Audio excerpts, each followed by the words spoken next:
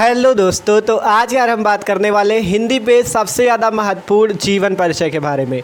वासुदेव शरण अग्रवाल जी का जीवन परिचय। ठीक है, कैसे आपको वासुदेव शरण अग्रवाल जी का जीवन परिचय याद करना है और कैसे जैसे आपका हिंदी का पेपर होगा कैसे आपको लिखना है, जिससे आपको देखो जीवन परिचय जो होता है पेपर में 5 नंबर का, हिंदी के पेपर में 5 नंबर का प्रश्न पूछा जाता है। तो एकदम मस्त तरीके से आपको लिखना है अपनी भाषा में बना के, जिससे आपको पेपर में पूरे नंबर भी मिलेंगे। तो एकदम मस्त तरीके से देख सकते हो, देखेंगे वासुदेव शरण अग्रवाल जी का जीवन परिचय। ठीक है, तो यार भाई प्लीज़ वीडियो को आखिरी तक देखना और एकदम मस्त तरीके से आपको समझाएंगे। किसी भी अगर आपने इस जीवन परिचय को समझ लिया तो आप किसी भी कवि या लेखक का जीवन परिचय अपने शब्दों में बना के लिख सकते हो। ठीक है, तो एकदम मस्त तरीके से देखेंगे। तो सिंपल देखो, यहाँ पे हेडिंग लगी सबसे पहले वासुदेव शरण अग्रवाल का जीवन परिचय।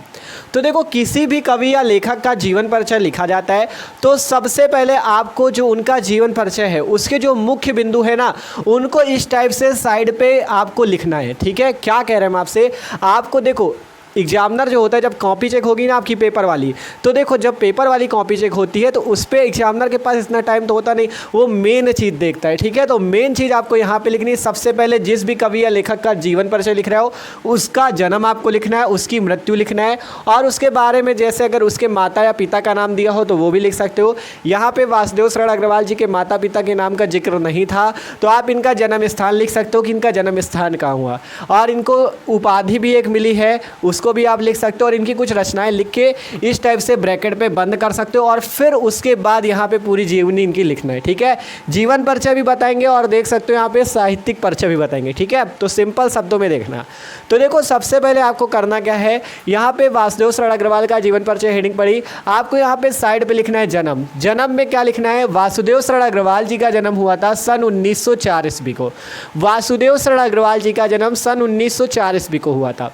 फिर बात करें इनकी मृत्यु कब हुई थी, इनकी मृत्यु हुई थी वासुदेव शरण अग्रवाल जी की मृत्यु सन 1967 ईस्वी को हुई थी। ठीक है, और बात करें इनका जन्म किस स्थान पे हुआ था, तो वासुदेव शरण अग्रवाल जी का जन्म मेरठ उत्तर प्रदेश में हुआ था। कहाँ हुआ था, मेरठ उत्तर प्रदेश में।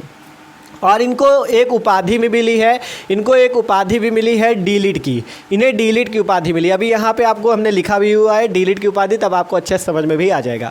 फिर इनकी कुछ आप रचनाएं लिख सकते हो, जैसे पृथ्वीपुत्र, भारत की एकता, मातृभूमि आदि, इस टाइप से मेन रचनाएं लिख सकते हो। ठीक है, और भी जो आपको याद हो वो आप लिख सकते हो। ठीक है, इतना लिखने के बाद आपको यहाँ पे साइड पे हेडिंग लगाना है जीवन परिचय।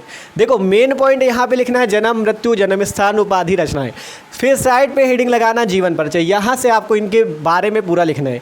सबसे पहले क्या लिखोगे, वासुदेव शरण अग्रवाल जी, वासुदेव शरण अग्रवाल का लिख रहे हो तो वासुदेव शरण अग्रवाल जी का जन्म सन 1904 ईस्वी में कहाँ हुआ था, मेरठ उत्तर प्रदेश में हुआ था। क्या लिखना है, वासुदेव शरण अग्रवाल जी का जन्म सन 1904 ईस्वी में मेरठ उत्तर प्रदेश में हुआ था। हमने लिखा वासुदेव शरण अग्रवाल जी का जन्म सन 1904 ईस्वी में मेरठ जनपद के खेड़ा नामक ग्राम में हुआ था। मतलब मेरठ आपका जिले का नाम समझ सकते हो या जनपद का नाम समझ सकते हो, और खेड़ा इनके गांव का नाम है। तो वासुदेव शरण अग्रवाल जी का जन्म सन 1904 ईस्वी में मेरठ जनपद के खेड़ा नामक ग्राम में हुआ था तथा इनके माता पिता लखनऊ में रहते थे। जो वासुदेव शरण अग्रवाल जी हैं इनके माता पिता लखनऊ में रहते थे। अब इनके माता पिता लखनऊ में रहेंगे तो इनका बचपन कहाँ व्यतीत होगा, लखनऊ में ही व्यतीत होगा, और उनकी जो प्रारंभिक शिक्षा होगी वो भी लखनऊ में होगी। तो हमने लिखा कि आपका पहले लिखा गया वासुदेव शरण अग्रवाल जी का जन्म सन 1904 ईस्वी में मेरठ जनपद के खेड़ा नामक ग्राम में हुआ था। इनके माता पिता लखनऊ में रहते थे अतः इनका बचपन लखनऊ में ही व्यतीत हुआ तथा वहीं इनकी प्रारंभिक शिक्षा भी हुई। इतना लिखना है। फिर इसके बाद इनके बारे में, इनके जीवन के बारे में, आगे जो इन्होंने शिक्षाएं की, एमए की परीक्षा की, उसके बारे में लिख सकते हो कि इन्होंने काशी हिंदू विश्वविद्यालय, जो वासुदेव शरण अग्रवाल जी हैं इन्होंने काशी हिंदू विश्वविद्यालय में एमए तथा लखनऊ विश्वविद्यालय से पाणिनिकालीन भारत नामक शोध प्रबंध पर डी.लिट की उपाधि प्राप्त की। ठीक है, डी.लिट की उपाधि कहाँ प्राप्त हुई उन्हें, पाणिनिकालीन भारत नामक शोध प्रबंध पे। तो सिंपल लिखा गया कि जो वासुदेव शरण अग्रवाल जी है इन्होंने काशी हिंदू विश्वविद्यालय में एमए तथा लखनऊ विश्वविद्यालय से पाणिनिकालीन भारत नामक शोध प्रबंध पर डी.लिट की उपाधि प्राप्त की। फिर इसके बाद डॉक्टर अग्रवाल अर्थात वासुदेव शरण अग्रवाल ने संस्कृत एवं फारसी भाषाओं, भारतीय संस्कृति और पुरातत्व का गहन अध्ययन करके उच्च कोटि के विद्वान के रूप में भी प्रसिद्धि प्राप्त की। ठीक है, ये जो आपके डॉक्टर अग्रवाल जी हैं, इन्होंने संस्कृत एवं फारसी भाषाओं, भारतीय संस्कृति और पुरातत्व का गहन अध्ययन करके उच्च कोटि के विद्वान के रूप में प्रसिद्धि प्राप्त की। डॉक्टर अग्रवाल ने लखनऊ तथा मथुरा के पुरातत्व संग्रहालयों में निरीक्षक पद पर तथा दिल्ली के राष्ट्रीय संग्रहालय में अध्यक्ष पद पर तथा आचार्य पद पर भी कार्य किया। सबसे पहले यहाँ पे लिखा गया कि डॉक्टर अग्रवाल ने संस्कृत एवं फारसी भाषाओं, भारतीय संस्कृति और पुरातत्व का गहन अध्ययन करके उच्च कोटि के विद्वान के रूप में प्रसिद्धि प्राप्त की। डॉक्टर अग्रवाल ने लखनऊ तथा मथुरा के पुरातत्व संग्रहालयों में निरीक्षक पद पर, देख सकते हो संग्रहालयों में निरीक्षक पद पर, तथा दिल्ली के राष्ट्रीय संग्रहालय में अध्यक्ष तथा आचार्य पद पर भी कार्य किया। फिर लास्ट में लिख देना कि इनकी मृत्यु या इनका निधन सन 1967 ईस्वी को हुआ। लास्ट पे लिख दिया गया इनका निधन सन 1967 ईस्वी को हुआ। इस टाइप से लिखना है, ठीक है, इस टाइप से लिखना है। पहले इनका जन्म कहाँ हुआ, किस सन में हुआ, वो लिखा गया। इनके माता पिता कहाँ रहते थे, इनकी शिक्षा कहाँ पे प्रारंभिक हुई, ठीक है, इनकी प्रारंभिक शिक्षा भी लखनऊ में हुई। फिर इन्होंने काशी से एमए किया, काशी हिंदू विश्वविद्यालय से। फिर पाणिनिकालीन भारत नामक शोध प्रबंध पर डीलिट की उपाधि मिली। फिर इन्होंने क्या किया, डॉक्टर अग्रवाल संस्कृत, फारसी भाषाओं और भारतीय संस्कृति और पुरातत्व का गहन अध्ययन करके उच्च कोटि के विद्वान के रूप में प्रसिद्धि भी प्राप्त की। और ये लखनऊ तथा मथुरा के पुरातत्व संग्रहालयों में निरीक्षक पद पर तथा दिल्ली के राष्ट्रीय संग्रहालय में अध्यक्ष तथा आचार्य पद पर भी कार्य किया। और फिर लास्ट में इनका निधन सन 1967 ईस्वी को हुआ। अब ये है जीवन परिचय। पहले इतना लिखना है आपको जो इनके मेन पॉइंट है, जन्म, मृत्यु, जन्म स्थान, उपाधि, रचनाएं।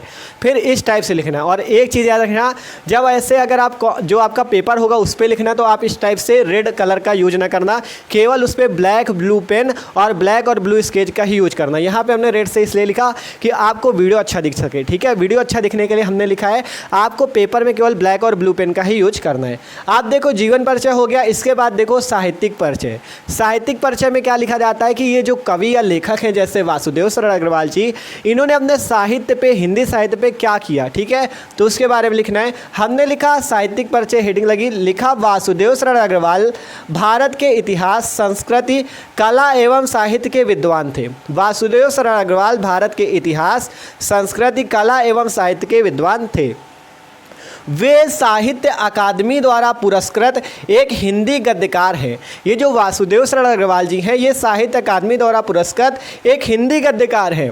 और स्वतंत्रता के बाद, जब मतलब भारत की स्वतंत्रता हो गई, तो स्वतंत्रता के बाद दिल्ली में स्थापित राष्ट्रीय पुरातत्व संग्रहालय की स्थापना में इनका प्रमुख योगदान भी था।